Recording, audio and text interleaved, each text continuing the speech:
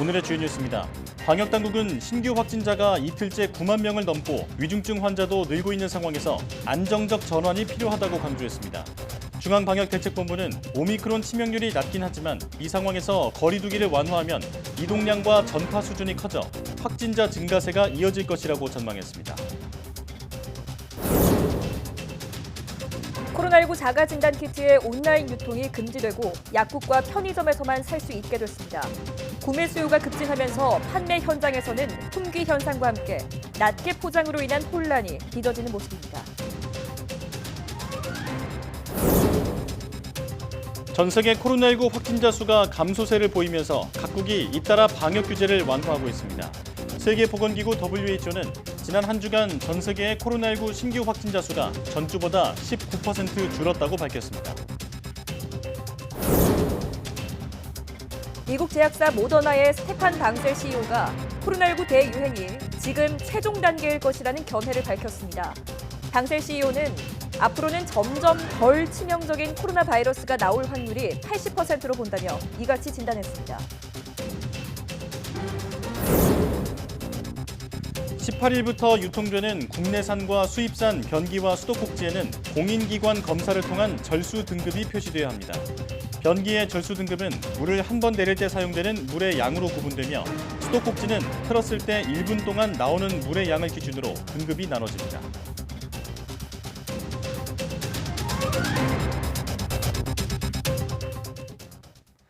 여러분 안녕하십니까? 사이언스 투데이 시작합니다. 코로나19 신규 확진자 수가 연일 역대 최다를 이어가며 이틀 연속 9만 명대를 기록했습니다. 신규 환자의 증가와 더불어 피해 규모도 커지고 있는데 위중증 환자는 76명이나 증가해 현재 389명으로 늘어났습니다. 숨진 환자는 하루 새 36명 추가돼 총 사망자는 누적 7,238명으로 집계됐습니다. 코로나19 위중증 환자가 하루 새 70여 명 급증한 것과 관련해 정부는 예상대로 이번 주부터 증가세가 시작됐다고 평가했습니다. 중앙사고수습본부는 위중증 환자는 확진자 숫자와 2, 3주 정도 시차를 두고 늘게 된다며 현재 중환자 규모가 증가 추이라고 밝혔습니다. 현재 가용 병상은 중환자 전담이 1,897개, 준중환자용이 1,663개로 모두 3,560개에 달하고 병원 내 전실 등을 통해 병상 운용을 탄력적으로 할 수 있다고 설명했습니다. 이에 위중증 환자가 1,500에서 2,000명까지 늘더라도 현재 의료체계에서 충분히 감당할 수 있다고 자신했습니다. 코로나19 신규 확진자 규모가 10만 명에 근접하면서 재택치료 환자도 폭증해 31만 4,565명을 기록했습니다. 전체 확진자 수가 급증하면서 병상 가동률도 조금씩 올라서 30%대에 가까워졌습니다. 전국의 중환자 병상 가동률은 28.5%로 나타났으며 수도권 중환자 전담 병상 가동률은 28%로 집계됐습니다. 오미크론 변이 대유행으로 코로나19 확진자가 급증하는 가운데 유행 규모가 다음 달 중순 확진자 27만 명 수준에서 정점을 찍을 것이라는 전망이 나왔습니다. 국가수리과학연구소에서 코로나19 확산 예측을 연구하는 심은하 숭실대 수학과 교수는 라디오 인터뷰에서 코로나19 유행의 정점에 대해 3월 중반이 될 것이라고 예상했습니다. 심 교수는 다른 나라에서 오미크론이 우세종이 된 시기와 유행의 정점에 도달한 시기의 간격을 비교 분석하면 이러한 추정이 가능하다고 설명했습니다. 코로나19 확진 규모가 급증하면서 위중증 환자도 늘고 있는 것과 관련해 방역당국은 안정적 전환이 필요하다고 강조했습니다. 중앙방역대책본부는 오미크론 변이의 빠른 확산으로 감염자가 늘면서 중증 환자와 사망자도 증가할 수밖에 없다며 유행 상황을 안정적으로 전환하는 것이 중요한 때라고 평가했습니다. 오미크론 치명률이 델타보다 낮긴 하지만 계절 독감의 2배 수준인 점을 고려하면 최근 60살 이상 고령층 확진자 증가로 인해 피해가 커질 수밖에 없다고 우려한 겁니다. 방역당국은 이 같은 추세에서 거리 두기를 완화하면 이동량을 포함한 전파 수준이 커져 확진자 증가세가 한동안 이어질 것이라고 내다봤습니다. 오미크론 확산세가 이어지는 가운데 정부는 제8차 코로나19 일상회복지원위원회 회의를 열어 사회적 거리두기 조정 방안을 논의했습니다. 질병관리청은 이 자리에서 확진자 급증은 당분간 지속될 전망이라며 의료 대응 체계와 사회 경제 필수 기능을 유지할 수 있도록 유행 정점까지는 안정적인 상황 관리가 필요하다고 강조했습니다. 또 중소벤처기업부는 방역지원금과 손실보상을 위해 11조 5천억 원 규모의 추경안을 편성하는 등 코로나19로 피해를 입은 소상공인 지원 방안을 마련했다고 보고했습니다. 중앙재난안전대책본부는 일상회복지원위원회에서 수렴한 의견과 자문 등을 토대로 사회적 거리두기 조정 방안을 결정해 18일 발표할 예정입니다. 경기 안양교도소에서도 집단 감염이 발생해 직원과 수용자 120여 명이 코로나19 확진 판정을 받았습니다. 법무부는 지난 13일 교도소 직원 2명이 처음으로 확진돼 이튿날부터 사흘 동안 전수검사를 벌인 결과 모두 직원 12명과 수용자 116명이 양성 판정을 받았다고 밝혔습니다. 교도소 측은 확진된 수용자를 바로 코호트 격리 수용하고 밀접 접촉자는 다른 수용동에 분산해 격리했습니다. 또 감염 위험을 줄이기 위해 확진되지 않은 수용자 200여 명은 나누어서 분산 수용했습니다. 앞서 동부구치소와 인천구치소에서도 집단 감염이 발생해 각각 400여 명, 100여 명이 확진됐습니다. 유은혜 사회부총리 겸 교육부 장관은 학교별 자체조사와 신속 항원검사 키트를 활용한 선제검사 모두 법정 조사가 아닌 만큼 학교에 법적 책임이 없다고 강조했습니다. 유 부총리는 정부 세종청사에서 전국 유초 중등학교장 23명과 영상 간담회를 열고 이같이 말했습니다. 그러면서 확진자가 급증하는 상황에서도 학교가 본연의 역할과 기능을 유지하고 수업을 이어가기 위해서는 학교와 지역, 현장을 중심으로 신속하고 유연하게 대응할 수 있는 대응 체계를 마련해야 한다고 덧붙였습니다. 이어 유치원과 학교는 정상적인 교육 활동을 목표로 학교별 여건과 특성에 맞는 학사 운영 체계를 마련하고 교직원의 감염 상황에 대비해 대체 인력을 확보하며 등교가 어려운 학생들을 위한 대체 학습 제공 방안도 마련해달라고 주문했습니다. 코로나19 때문에 응급 환자들이 제때 진료를 받지 못하는 일이 반복되고 있습니다. 최근 강원도 춘천에서도 생후 6개월 아기가 열이 난다는 이유로 진료를 거부당했는데요. 부모는 상태가 나빠진 아기를 안고 병원을 찾아 떠돌아야 했습니다. 홍성욱 기자입니다. 지난해 8월 눈에 넣어도 아프지 않을 딸을 출산한 27살 오정민 씨 부부. 최근 남편 직장에 있는 강원도 춘천에 머물던 중 아기가 황달 증상을 보여 동네 병원을 찾았습니다. 급성 간염이 의심돼 피검사와 입원 치료가 필요하다는 소견서를 받고 곧바로 대학병원으로 달려갔습니다. 접수 뒤 올라간 2층 소아과. 증상을 설명하며 열이 난다고 말했지만 간호사로부터 돌아온 답은 돌아가라는 말이었습니다. 동네 소아과 가서 여기 큰 병원 가라고 해서 왔어요 라고 했는데 이제 열이 있어요? 그럼 저희는 이제 안 된다고 하시는 거예요. 진료가 가능한 다른 병원이나 응급실이라도 가게 해달라고 애원했지만 마찬가지였습니다. 다른 병원 그럼 어딜 가야 되나요? 그러면 소아과 선생님 있는 응급실 좀 알아봐 주시면 안 돼요? 이렇게 말을 하게 되죠. 말을 했더니 그건 본인이 알아보셔야죠. 본인이 전화하세요. 결국 아이를 안고 1시간 넘게 걸려 다른 대학병원을 찾아갔습니다. 체온을 잰 뒤 긴급 PCR 검사와 피검사 등이 동시에 진행됐습니다. 코로나 검사는 음성. 하지만 아기 상태는 더 나빠진 뒤였고 서울에 있는 더 큰 병원을 찾아가야 했습니다. 진료를 거부한 병원 측은 아이가 열이 난다는 말에 호흡기 전담병원 지침에 따라 진료를 할 수 없다는 것을 설명했다고 밝혔습니다. 이어 아기 부모가 병원을 찾은 시간이 접수가 마감된 시간이었다고 덧붙였습니다. 하지만 당시 병원비 결제 시간을 토대로 취재진이 재차 확인을 요구하자 말을 바꿨습니다. 교수님을 착각하셔서 잘못 보셨대요. 접수가 29분에 접수된 건 확인했는데 어차피 접수가 됐어도 발열 때문에 외래 진료는 불가능한 상태로 갔다고 했습니다. 아이 부모가 가장 속상한 것 발열 확인도 없이 소견서조차 봐주지 않는 의료진 모습이었습니다. 격리하고 피만 뽑아서 어떤 건지 알아볼 수도 있잖아요. 왜 그냥 무작정 안 된다고 하고 제가 말걸복걸해도 절대 그냥 병원 지침이라 안 된다고만 하고 왜 의사한테 그런 소견서나 정말 잠깐이라도 그런 상태를. 서울 대형병원으로 옮겨진 아기는 아버지 간 이식 수술을 받았습니다. 하지만 회복할 수 있을지는 더 지켜봐야 합니다. 저는 아이에 대해서 골든타임을 놓쳤다는 말을 쓰기가 너무 싫어요. 내가 좀만 더 빨리 그런 생각을 하게 되거든요. 코로나19 발생 후 지난해 8월까지 전국에서 3,000명에 달하는 환자가 열이 난다는 이유로 한 차례 이상 진료를 거부당했습니다. YTN 홍서욱입니다. 미국 내 코로나19 확진자가 크게 줄면서 미 질병통제예방센터가 이르면 다음 주 마스크 착용 등 방역 지침을 완화할 것으로 전해졌습니다.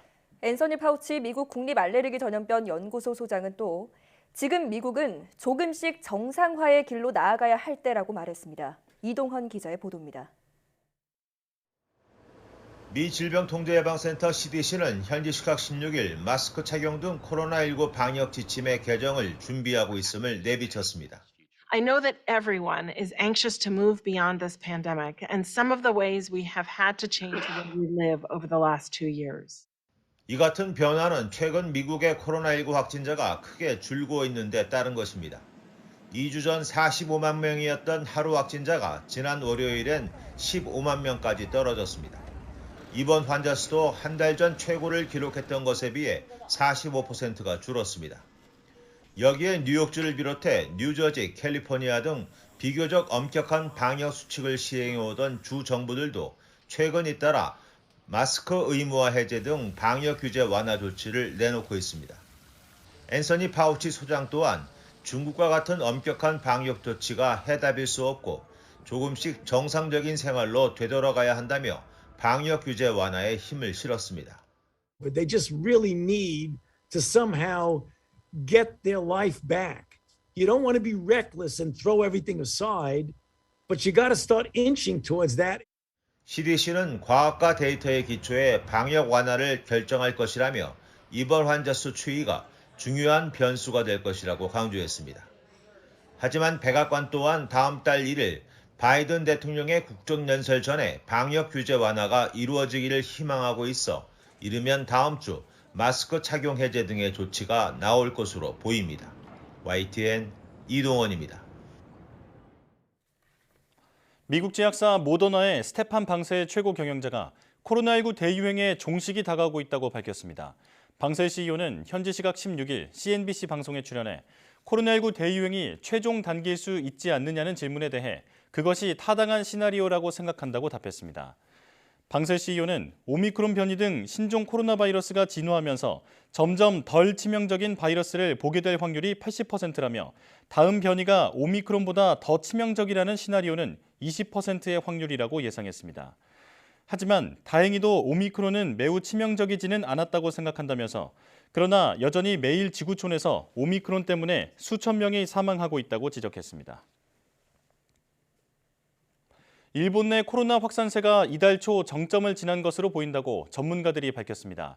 일본 후생노동성 전문가 회의를 이끌고 있는 와키타 국립감염증연구소 소장은 기자회견에서 지역마다 차이가 있지만 평균적으로 전국 감염 상황이 2월 상순 정점을 지났다고 생각한다고 말했습니다. 전문가 회의는 신규 확진자가 감소하고는 있지만 중증 환자와 사망자 수가 여전히 증가세를 보이고 있다고 지적해 의료 부담은 당분간 이어질 것으로 보입니다. 특히 80대 이상 고령자 층에서 소폭 증가하는 경향이 나타나고 가정이나 학교, 복지시설 등에서도 집단 감염이 이어지고 있다고 전문가들은 덧붙였습니다.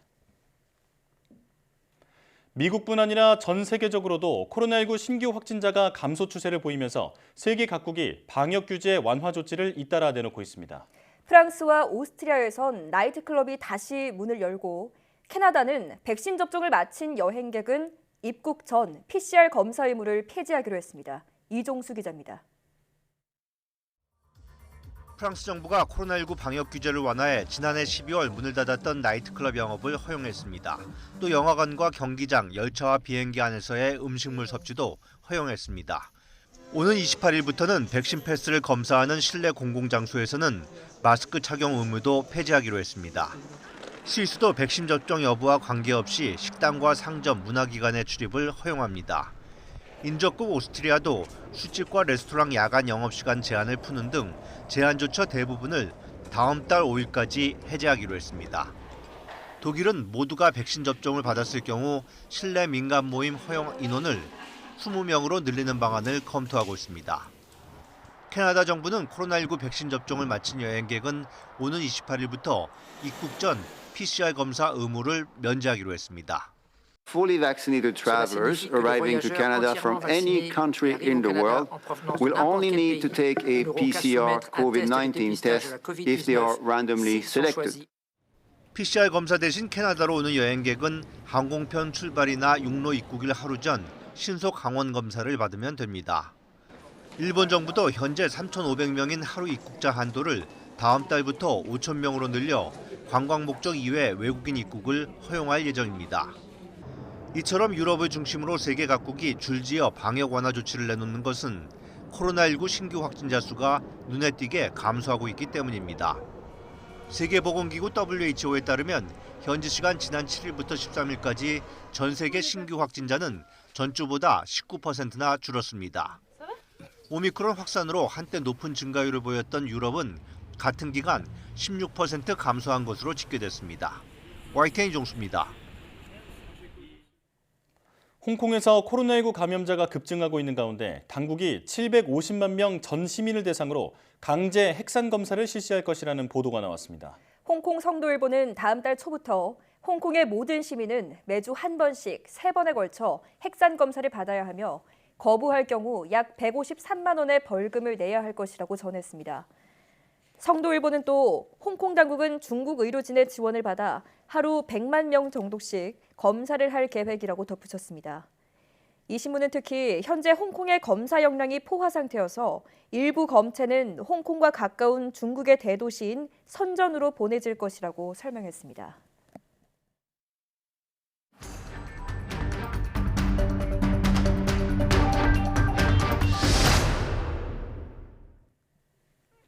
코로나19 신규 환자가 이틀째 9만 명을 넘어서면서 또 역대 최다를 기록했습니다.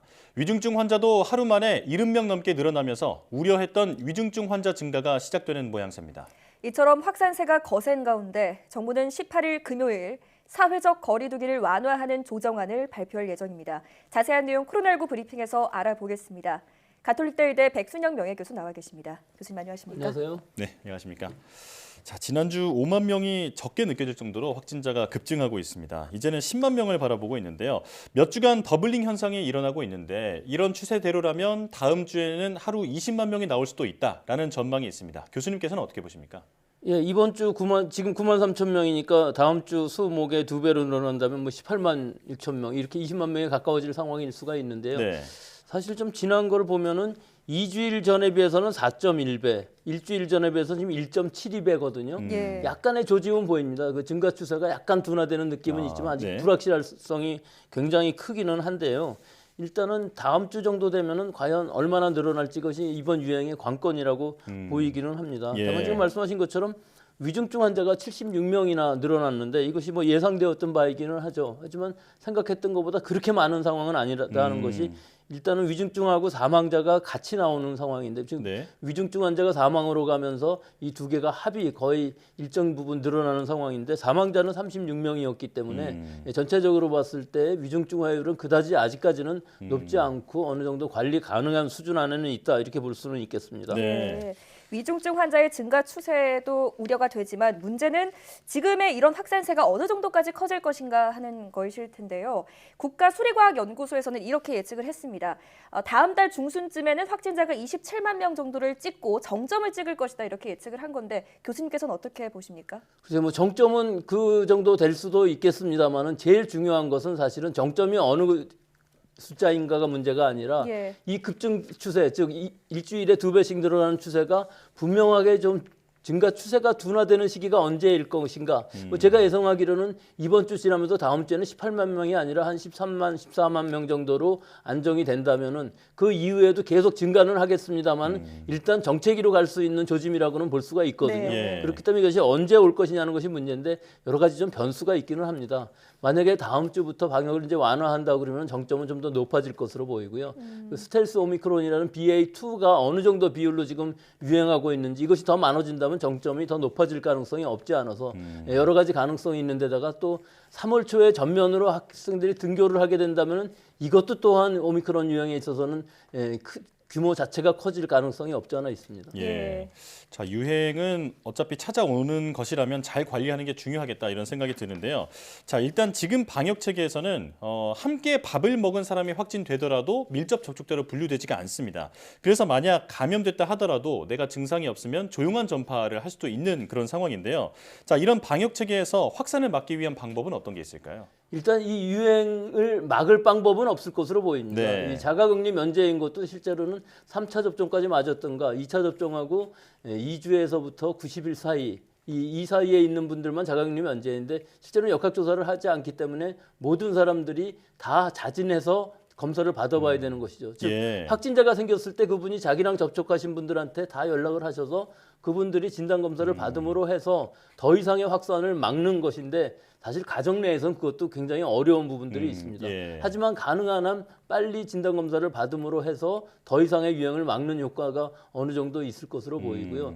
가정 내에서도 일단 증상이 나타난 사람이 있을 경우에는 그 사람은 진단검사를 빨리 받아서 적어도 2회 정도는 받아서 그 증상이 없어질 때까지 좀 등교를 한다든지 좀 출근을 한다든지 하는 것을 하지 말고 좀 집에서 잘 격리를 하면서 실제로 진단검사 음성이 나오고 증상이 없어지면 그때 등교를 하는 이런 상황이 되어야만 될 것으로 보이는데 이것이 한계가 있습니다. 유행 자체는 막을 수는 없지만 유행 규모를 어떻게 하든지 좀 최대한 우리가 관리 가능한 수준까지 억제하는 것이 목표라고 하고 또 이 안에서 가능한 한 중증 환자가 나오지 않고 우리 의료 체제가 감당 가능한 수준으로 억제하는 것이 최종 방역 목표라고 하겠습니다. 네. 자, 또 검사 체계도 전환이 되면서 이 검사의 신뢰도에 대한 그 우려가 또 커지고 있는데요. 신속 항원 검사를 받았는데 몇 번씩이나 음성이 나왔습니다. 근데 PCR 검사에서 양성이 나오는 사례도 지금 나오고 있거든요.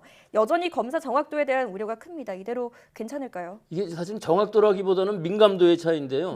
PCR 검사도 사실은 마찬가지입니다. 감염 초기에 PCR 음성이 나오다가도 자가격리 기간 중에 다시 양성이 나오는 가능성이 얼마든지 있는 거니까 신속 항원 검사라는 것은 이 원리상 적어도 한 1000배 정도 민감도가 떨어집니다. 그래서 그 1000배까지 올라가는 시간 한 하루 이틀 사흘 정도의 시간이 있어야만 양성이 나올 수가 있기 때문에 일단 2번 정도 검사를 하시는 것이 좋을 것으로 보이고요.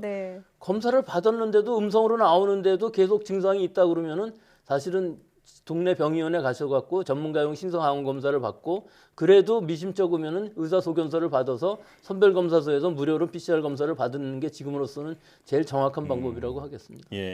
자가검사를 하더라도 하루 정도의 시차를 두고 2번 정도는 해야 그래야 정확도를 높일 수 있다라는 말씀이신데요. 자, 이런 가운데 정부가 거리두기 조정안을 발표할 예정입니다. 지금 예상으로는 사적 모임 인원과 영업시간 제한 같은 그런 방역 규제를 조금 풀 것으로 예상이 되는데요. 자, 교수님께서는 지금 적절하다고 보십니까? 글쎄요. 어느 쪽으로 해도 좀 적절하지 않은 상황이죠. 방역당국도 고심하고 있을 것으로 보입니다. 지금 이렇게 9만 명 이상 나오는 상황, 즉 이렇게 직선으로 급증하고 있는 상황에서 과연 완화를 할 수 있느냐 하는 부분이죠. 완화를 한다고 하더라도 사실은 9시에서 10시 정도의 영업시간 제한 완화하고 모임 같은 경우도 6시에서 8시 정도로 푸는 것이기 때문에 실제 오미크론의 유행의 규모 자체를 얼마나 크게 늘릴지는 확실치는 않습니다. 하지만 어느 쪽으로 결정을 하든 지금 상황이 오미크론의 유행이라는 것은 아직도 급증세에 있고 둔화 추세는 조짐만 보일 뿐이지 확실한 둔화 추세는 아니기 때문에 며칠만 더 있어도 적어도 다음 주 수목 정도만 보고서 결정을 해도 좋을 것인데 앞으로 2주를 결정을 해야 되기 때문에 어느 쪽으로 결정을 하든지 여러 가지 혼란은 있을 수밖에 없는 상황이지만 실제로 완화를 한다고 할지라도 이 오미크론이 지금 어느 정도 억제가 되고 우리가 통제를 할 수 있어서 완화하는 것이 아니라는 걸 국민들이 꼭 아셔야 될 것인 것이 지금 이 유행은 일단 많은 사람들이 감염이 되면서 천천히 완화가 되면서 이 규모도 줄어들어야 되는 것인데 지금 만약에 이 완화 규모가 너무 커지게 되면은 통제 불가능한 수치까지 가게 되면은 위중증 환자라든지 사망자 수가 사실은 우리가 생각할 수 없는 절대수가 나올 수가 있기 때문에 이런 부분들이 지금 불확실성이 아직 남아 있다고 볼 수가 있죠. 자, 교수님 그런데 그 방역 당국도 불가피한 측면이 있는 것으로 이해가 되기는 하는데요. 어려운 질문일 수 있지만 지금 상황에서 교수님의 개인적인 의견으로는 어떤 조치가 적절하다고 보십니까? 뭐 완화는 불가피하다고 볼 수밖에 없습니다. 앞으로 2주라고 하지만 자영업자나 소상공인 입장에서 보면은 뭐 지금까지도 해왔는데 2주 더 한다고 해서 2주 만에 끝날 것이냐는 불안감도 있을 수 있는 것이거든요.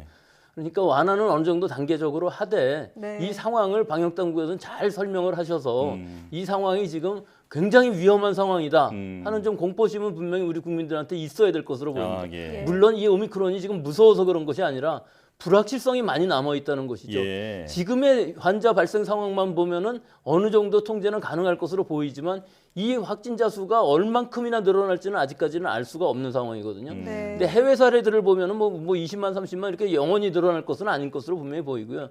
우리는 특히 3차 접종률이 높기 때문에 사실은 그런 부분에 있어서 증상은 상당히 다른 나라들에 비해서는 좀 약할 것으로 보이는 것이 일본이 지금 10만 명까지 올라갔다가 6만 명으로 줄어들었다고는 하지만 위중증 환자라든지 사망자는 지금 한 150명씩 나오고 있거든요. 네. 계속 줄어들고 있지 않습니다. 그렇기 때문에 우리도 확진자 수가 떨어진다고 해도 당분간은 위중증 환자 사망자 수는 더 늘어날 수밖에 없는 상황입니다. 예. 예. 자, 새로운 거리두기 방침은 이제 금요일에 발표가 될 예정인데 최선의 방안이 고려되길 바랍니다. 지금까지 가톨릭대 의대 백순영 명예교수와 함께했습니다. 교수님 잘 들었습니다.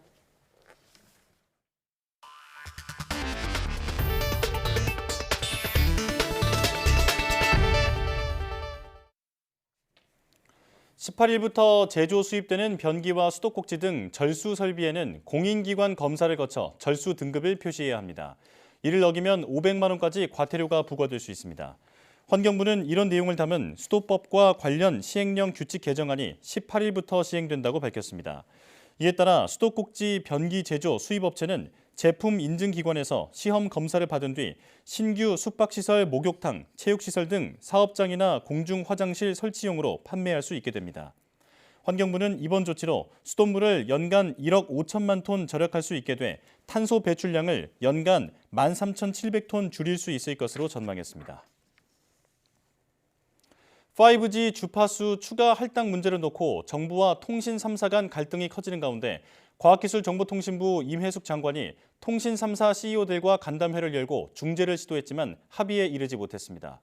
과기정통부는 임 장관이 통신 3사 CEO들과 심도 있는 논의를 했지만 5G 주파수 추가 할당 문제에 대한 서로의 견해 차이만 확인했다고 밝혔습니다. 과기정통부가 지난달 3.4에서 3.42GHz 대역 주파수 경매 계획을 발표한 뒤 SK텔레콤과 KT는 해당 대역이 LG-U+만 사용 가능한 대역이라 3.7GHz 이상 대역도 경매가 이루어져야 한다며 반발하고 있습니다. 과기정통부는 조속한 시일 내 5G 주파수 추가 할당 문제에 대한 최종 입장을 발표할 예정입니다. 문재인 대통령은 외국인 투자 기업인들을 청와대로 초청해 안정적인 투자처로서의 한국의 강점을 호소했습니다. 특히 코로나 위기 속에서도 빠른 회복세를 보인 우리나라 경제 상황을 강조하면서 투자 파트너십 강화도 호소했습니다. 문 대통령의 얘기를 직접 들어보시죠. 한국은 코로나 속에서도 주요국 중 경제 타격이 가장 적었고 빠르고 강한 회복세를 보이며 높은 국가 신용 등급 속에서 안정적인 투자처로 입지를 굳건히 하고 있습니다. 글로벌 비즈니스를 선도하는 외투 기업인 여러분들이 투자처로서 한국의 매력을 세계에 널리 알리는 투자 전도사가 되어주기 바랍니다. 한국은 외국인 투자 자금과 기술로 산업 고도화의 기반을 닦았습니다. 세계 금융 위기와 같은 경제 위기도 외투 기업과 함께 극복했습니다. 한국을 믿고 투자해 주신 여러분께서 한국의 변화와 도전에 늘 함께해 주시길 바라며 외국인 투자 기업과 한국의 파트너십이 더욱 강화되어 함께 더 높이 도약할 수 있길 기대합니다. 지난해 정부의 총 지출이 역대 최대 규모인 600조 원대로 잠정 집계됐습니다. 경제 회복 영향으로 총 수입이 대폭 늘었지만 총 지출이 총 수입을 웃돌아 재정 적자는 30조 원대에 달할 것으로 추산됐습니다. 기획재정부가 발표한 2월 재정 동향에 따르면 지난해 총 지출은 전년 대비 50조 원 증가한 600조 원 수준으로 추정됐습니다. 코로나19 방역 조치에 따른 손실보상 등 역대 최대 규모의 재정 집행이 이뤄져 총 지출은 처음으로 600조 원을 넘어섰습니다. 국민의당 안철수 대선 후보 유세버스에서 발생한 사망사고는 차량에 설치한 발전기에서 일산화탄소가 누출된 게 원인으로 지목되고 있습니다. 하지만 현행법상 차량 내 발전기나 무시동 히터 등에 대해선 별다른 규제가 없어서 가스 질식으로 순식간에 목숨을 잃을 수 있는 위험한 개조 행위가 이어지고 있습니다. 신준명 기자입니다. LED 전광판을 가동하기 위해 발전기를 불법으로 설치한 국민의당 안철수 후보 유세용 버스. 당시 발전기가 설치된 차량 하단 적재함은 닫혀 있었고 환기를 위한 설비는 없었습니다. 발전기에서 나온 일산화탄소가 밀폐된 버스 내부로 유입되면서 운전기사와 당원이 가스에 중독돼 숨진 것으로 추정됩니다. 캠핑카나 차박용 차량 개조업체 관계자들은 발전기를 환기장치 없이 적재함에 설치한 건 생명의 위협을 자초하는 행위라고 입을 모았습니다. 그게 일산화탄소가 상당히 많기 때문에 그 발전기 돌리면서 있었다는 게 좀 이해가 안 가네요. 절대로 내부에는 안 합니다. 일산화탄소 때문에. 이거는 뭐 거의 자살행위네요. 앞서 지난 2020년 12월 전남 고흥에서도 버스를 개조한 캠핑카에서 잠자던 50대 남성들이 무시동 히터에서 나온 일산화탄소에 중독돼 1명이 숨지고 3명이 다쳤습니다. 지난해 11월엔 경남 합천에서 차박하던 부부도 난방용 LP가스를 켜고 잠을 자다 같은 이유로 목숨을 잃었습니다. 이렇게 사고가 끊이질 않는데도 SNS에는 캠핑카나 차박용 차량에 일산화탄소를 배출하는 난방 장비를 어떻게 직접 설치하는지 소개하는 게시물이 넘쳐나고 있습니다.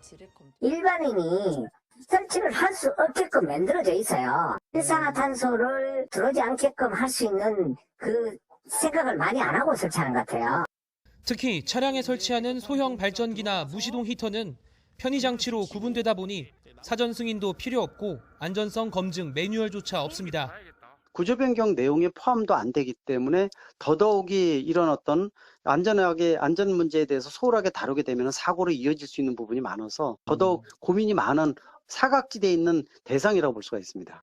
반복되는 사망 사고를 막기 위해선 환기의 중요성을 강조하는 안전교육과 함께 캠핑카와 차박용 차량에 일산화탄소 경보기를 설치하도록 하는 등 규제가 필요하다는 게 전문가들의 지적입니다. YTN 신준명입니다.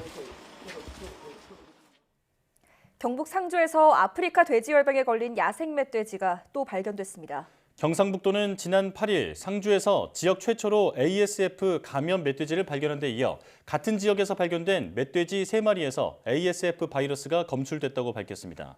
지금까지 경북에서 발견된 ASF 감염 멧돼지는 모두 20마리에 달하지만 아직 양돈 농가에서는 감염 사례가 없습니다. 경상북도는 양돈 농가와 도축장, 사료 공장 등 축산시설에 대한 ASF 바이러스 검사를 강화하고 야생 멧돼지의 수색과 포획, 검사를 확대하고 있습니다. 미국 중앙은행인 연방준비제도가 조만간 금리 인상과 대차대조표 축소를 포함한 통화 긴축에 나설 것임을 시사했습니다. 연준은 다음 달 코로나19 사태 이후 첫 금리 인상을 단행할 것으로 유력시되고 있습니다. 김진호 기자의 보도입니다. 미 연준이 현지 시간 16일 지난달 연방공개시장위원회 정례회의 의사록을 공개했습니다. 인플레이션이라는 단어가 73번이나 등장할 정도로 물가 상승에 대한 관심이 컸습니다. 참석자 대부분은 물가 상승률이 기대만큼 내려가지 않는다면 현재 예상보다 더 빠른 속도로 정책적 완화를 제거하는 것이 적절하다고 언급했습니다. 연준이 금리 인상을 서두르는 이유는 인플레이션 우려 때문입니다. 위원들은 최근 물가 상승률 지표가 계속해서 연준 장기 목표치인 2%를 크게 상회하고 높아진 물가 상승률이 예상했던 것보다 더 오래 지속되고 있다고 언급했습니다. 이러한 인플레이션 우려로 올해 금융시장은 하락세를 보이며 불안한 모습을 보이고 있습니다. We continue to see volatility around investors being concerned about inflation, the expectations of inflation, and what the Fed is going to be doing as a result of that. 연준은 다음 달 15일과 16일에 열리는 위원회 정례회의에서 코로나19 사태 이후 첫 금리 인상을 단행할 것이 유력시 되고 있습니다. 1월 정례회의 후 발표된 지난달 소비자 물가지수가 40년 만에 최대폭인 7.5% 급등한 것이 연준의 금리 인상을 더욱 압박할 수 있다는 관측이 지배적입니다. 연준은 또 현재 연준이 높은 수준의 자산을 보유하고 있다는 점에 비춰 대차 대조표를 상당 규모 축소하는 것이 적절할 것 같다고 판단했습니다. 하지만 더 빠른 속도의 금리 인상이나 대차 대조표의 대규모 축소는 이미 1월 성명에서도 확인했던 것이어서 회의록 공개가 미국 증시에 충격을 주지는 않았습니다. YTN 김진호입니다.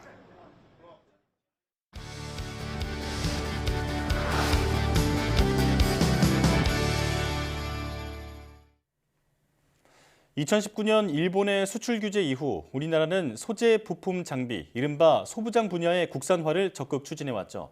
그 중심에 대한민국을 소재 강국으로 만들겠다는 목표로 힘차게 달려온 연구기관이 있습니다. 과학의 달인 오늘은 한국재료연구원 이정환 원장과 함께하겠습니다. 원장님 어서 오십시오. 안녕하세요. 네, 나와주셔서 반갑습니다. 고맙습니다. 자, 3년 전 일본의 갑작스러운 첨단 소재 수출 규제는 우리 산업계에 큰 충격을 줬죠. 하지만 이 사건이 우리 산업계가 스스로 힘을 키우는 계기가 되기도 했는데요. 네. 자, 그 중심에서 활약해온 곳이 바로 한국재료연구원입니다. 자세한 얘기로 들어가기 전에 원장님께서 이곳이 어떤 기관인지 직접 소개해 주시죠. 네. 저희 그 한국재료연구원은 소재의 이제 원천 기술을 개발을 하고요. 네. 그다음에 그것들의 이제 성과 확산, 시험 평가, 기술 지원 등을 통해서 국가 소재 연구 개발에 구심점 역할을 하는 이제 전문 연구 기관입니다. 예. 예, 또한 그 국가의 소재 산업 발전 그리고 국가 및 사회 문제 해결에 기여하고자 설립된 과학기술정보통신부 산하의 정부 출연 연구 기관입니다. 예. 저희들이 이제 하는 연구 분야는 금속 재료나 분말 재료, 세라믹 재료, 또 표면의 특성을 바꿔주는 표면 재료, 복합 재료, 그리고 이제 나노 융합뿐만 아니라 저희들의 연구 결과들을 기업에 이전하는 그런 플랫폼 연구라든지 이러한 여러 가지 일들을 이제 진행을 하고 있습니다. 예. 더불어 이제 대국민 그 과학 대중화 확산 활동에도 역할을 많이 하고 있습니다. 예. 네. 자, 지금은 사실 국내 소재 부품 산업을 지원하는 독립된 연구기관이지만 얼마 전까지만 해도 연구소 체제였잖아요. 그렇죠. 예. 네, 재료연구소에서 재료연구원으로 된 배경에 대해서 좀 직접 설명을 해주신다면요. 예. 우리나라의 이제 기술이 상당 수준 이제 선진국이잖아요. 예. 그래서 완제품의 이제 조립 가공 기술은 세계적으로 평준화되어 있습니다. 그러다 보니까 이제 돌파할 수 있는 브레이크 스루라고 표현할 수 있는 소재가 이제 그 제품의 부가가치와 타 산업에 미치는 기여율이 날이 갈수록 증가하고 있죠. 예. 특히 소재 부품의 기술력 제고는 자동차, 조선, 기계, 발전 산업 등 산업 경쟁력 강화에 기여하는 부분이 아주 높습니다. 그래서 지역의 기술 혁신뿐만 아니라 중앙의 이제 소재 부품의 핵심 연구 기관인 재료연구원으로의 승격은 대단히 의미를 가지고 있다고 볼 수가 있습니다. 예. 예. 자, 일본은 그 2016년에 이미 이런 독립기구를 만들었다고 하는데 이 부분도 좀 설명을 해주시죠. 예. 우리나라도 상당히 이제 수준이 올라가 있지만 특히 이웃 일본은 물질재료 연구기구 님스라고 합니다. 이것을 독립행정법인에서 특정 국립연구개발법인으로 격상을 해가지고 연구 자원을 집중화하고 첨단 기술 확보에 꾸준히 매진하고 있는 중입니다. 예. 그래서 이제 우리나라도 조금 늦긴 했지만 이런 독립법인의 종합소재연구기관이 출발했다는 게 상당히 의미 있는 일이라고 볼 수 있겠습니다. 네. 그렇군요. 자, 이 한국재료연구원의 그 승격이 연간 7천억 원에 달하는 그 어떤 R&D 분야의 효율화 이런 부분에 큰 의미가 있다고 하는데 이 부분도 직접 설명을 해주시죠. 저희가 이제 그 원승격을 하고 재료연구원의 출발이 실은 그 파편적이고 분절적이던 그러한 소재 연구를 여태까지 안 한 건 아닙니다. 네. 그런데 이런 것들을 총합해서 이 컨트롤할 수 있는 컨트롤 타워가 됐다는 것이 굉장히 그 재료 연구의 효율성을 향상시키는 굉장히 중요한 일이라고 봅니다. 예. 네. 자, 소재의 중요성이 날로 커지는 흐름에 맞춰서 한국재료연구원을 독립기관으로 승격하면서 이제 우리도 적극적으로 경쟁에 뛰어든 셈이 됐는데요. 자, 그동안 소재 국산화에 많은 성과를 내왔는데 대표적인 연구 성과 몇 가지만 소개를 해주시죠. 예. 제가 한 두 가지를 그 구조 소재와 기능 소재 이렇게 나눠서 좀 말씀을 드리면 예. 첫 번째로는 이제 그 저희가 발전 소재인 1m급 대형 그 타이타늄 그 블레이드를 국산화 시킨 일입니다. 실은 우리가 이제 퍼스트 무버로 세계에서도 최초로 연구를 많이 하지만 때로는 또 이러한 국산화도 굉장히 필요한 분야인데요. 네. 발전 터빈, 뭐 가스 터빈, 이제 LNG 터빈, 또 수소 터빈으로 이제 계속 발전돼 가고 있지만 네.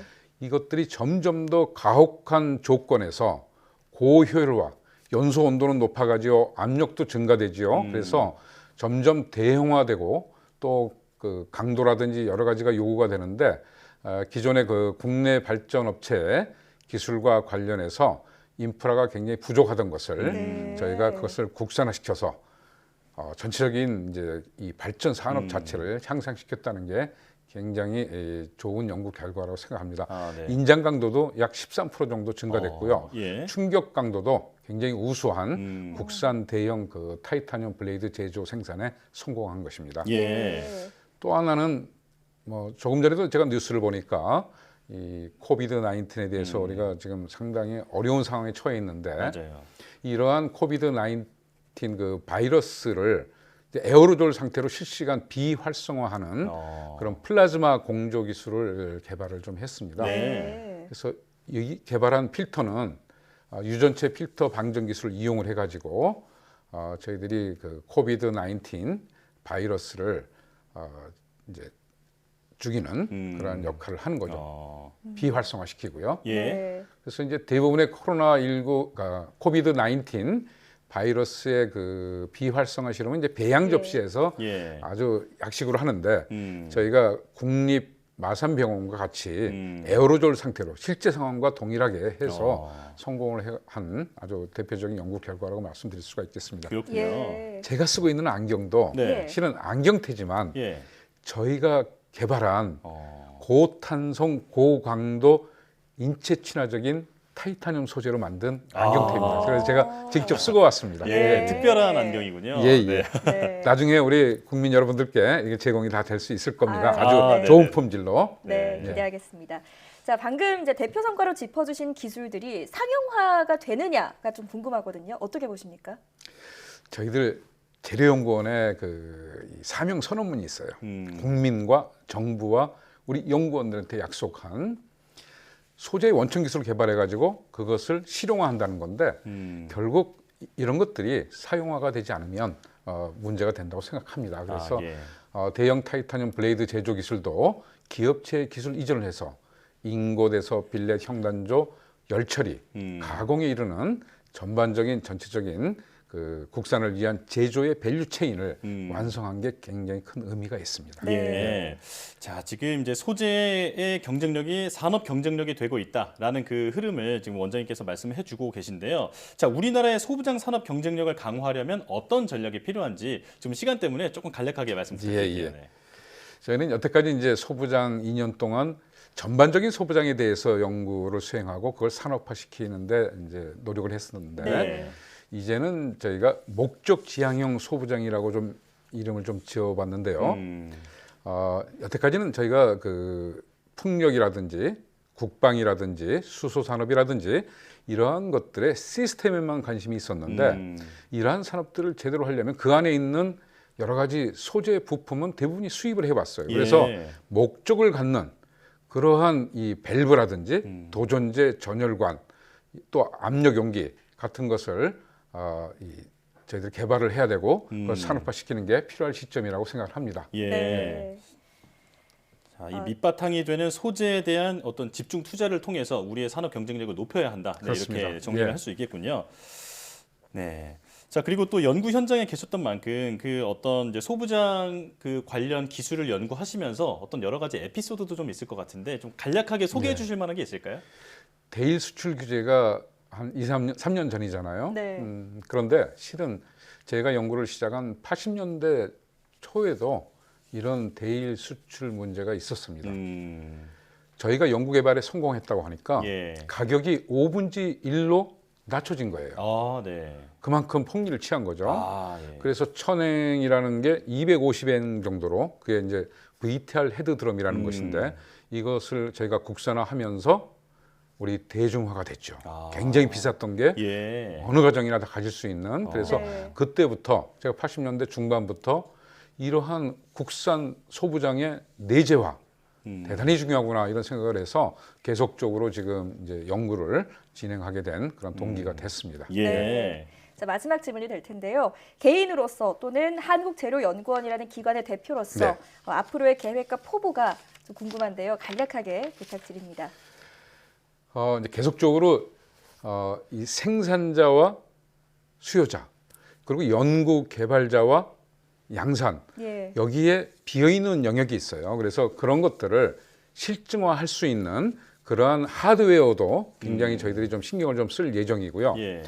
그다음에 이제 미래 성장 잠재력을 창출하고 국민의 삶의 질을 제고하고 또 최근에 너무나 이 글로벌 기술 패권이라든지 어떤 디지털 전환이 우리가 상상하는 속도 이상으로 빨라지고 있고 예. 또 녹색 경제, 뭐 탄소 중립 이런 것들이 필요한 시대가 돼서 우리 모두 함께 저희 연구원뿐만 아니라 정부, 국민 함께 노력을 해서 이러한 상황을 좀 잘 극복해야 될 것이라고 생각하고 미래를 또 잘 준비해야 될 것이라고 생각을 합니다. 예. 네. 자, 앞으로도 대한민국을 소재 강국으로 만드는데 네. 힘써 주시기 바랍니다. 네. 지금까지 한국재료연구원 이정환 원장과 함께했습니다. 원장님 네, 말씀 잘 고맙습니다. 들었습니다. 네.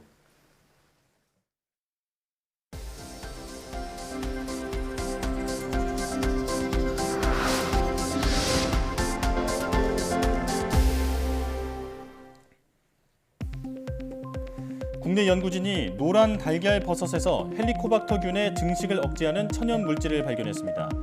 국립산림과학원과 성균관대, 경상대 공동연구팀은 노란 달걀버섯 추출물에서 분리한 화합물 2종이 헬리코박터균을 최대 80%까지 억제하는 것을 확인했다고 밝혔습니다. 이는 최근 확인된 천연 물질인 퀘르세틴보다 항균 능력이 2배 이상 높고 현재 임상에 쓰이는 항생제와 비슷한 효능이라고 연구팀은 설명했습니다. 헬리코박터균은 위점막 표면에 기생하며 위암, 위궤양 등을 일으키는 발암 인자로 우리나라 인구의 50% 이상이 감염됐다고 알려졌습니다. 사람의 피부처럼 감각을 바로 느낄 수 있는 전자피부가 개발됐습니다. 코스텍과 유니스트 공동연구팀은 사람의 피부 감각 수용체가 외부 자극을 받았을 때 신호를 발생시키고 인지하는 원리를 이용해 스스로 전기 신호를 발생시키는 인공 감각 수용체를 개발했습니다. 이를 이용하면 많은 센서에서 오는 전기 신호를 하나씩 측정해야 하는 기존 인공 피부와 달리 한 쌍의 전극만으로 모든 신호를 동시에 전송하고 실시간으로 분석할 수 있어 외부 자극에 즉각적으로 반응할 수 있습니다. 연구팀은 앞으로 이 기술을 더 발전시켜 손상된 사람의 피부 감각을 되살리거나 사람과 교감하는 로봇에 전자피부를 적용할 수 있을 것으로 기대했습니다. 한국과 미국 공동연구진이 암세포를 제거하는 고강도 집속 초음파 기술을 개발했습니다. 유니스트와 미 일리노이대 연구팀은 특수 설계한 화학 분자인 메카노포어를 초음파 진동으로 원격 자극해서 암 조직 내에 활성산소를 발생시키는 방법으로 암세포를 없애는 데 성공했다고 밝혔습니다. 연구팀은 메카노포어가 포함된 하이드로겔을 쥐의 암 조직에 주입한 뒤 고강도 집속 초음파에 노출한 결과 암세포 증식이 억제됐고 72시간 안에 암 조직이 괴사된 것을 확인했습니다. 연구팀은 초음파 진동으로 메카노포어의 분자 결합이 끊어지면서 생긴 물질이 산소와 반응해 활성산소로 바뀌었고 활성산소량이 많아지면서 암 조직을 괴사시킨 것이라고 설명했습니다. 인공지능을 이용해 공사장 안전을 관리하는 시스템이 서울시내 민간 공사장에 시범 도입됩니다. 서울시와 서울디지털재단은 인공지능 기반 건축 공사장 위험 요소 관제 솔루션 시범 사업을 시내 민간 건축 공사장에서 진행하자고 밝혔습니다. 이 솔루션은 인공지능이 공사 현장에 설치된 CCTV 영상을 실시간으로 분석해 위험 상황을 감지하는 시스템입니다. 시는 스마트 안전 기술을 자체 도입할 여력이 없는 중소규모 민간 건축 공사자 10,000제곱미터 미만 50곳을 시범 대상지로 선정할 계획입니다.